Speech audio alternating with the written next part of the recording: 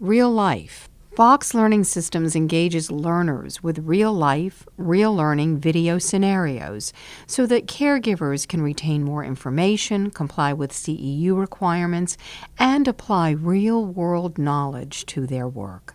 They learn it, then live it, and we have the science to prove it.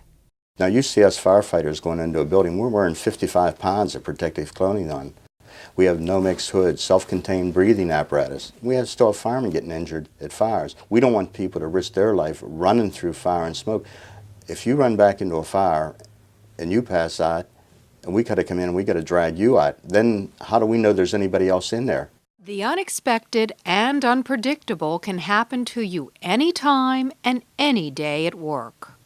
Feeling stressed out is miserable. But you might be surprised to know that stress isn't always bad.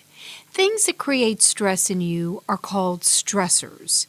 They can be anything that irritates you or makes you feel uncomfortable, or something that makes you work harder and perform better. We started out going through the whole house and just said, okay, we want you to eliminate restraints, and it wasn't working.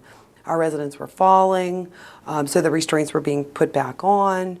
Staff didn't have the support, they didn't know what to do, they didn't have any of the techniques, they didn't know, where to go. Therapies was being pulled in 20 different directions because that was like a good thing to do. Okay, we'll get them off this restraint, we'll put them in therapy. Abuse is not just physical harm, but it is much more than that.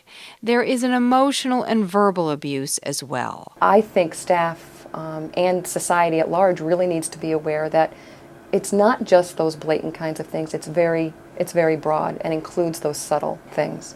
We've all had a pressure ulcer. You've had a pressure ulcer and I've had a pressure ulcer. What it is actually a blister. A blister is a stage 2 pressure ulcer, and the way that it's developed in healthy individuals is maybe by wearing a shoe that's too tight and it's constantly rubbing, causing friction and pressure against an area, maybe your heel, and it becomes very painful, and that's actually a stage 2 pressure ulcer. So we can all relate to that.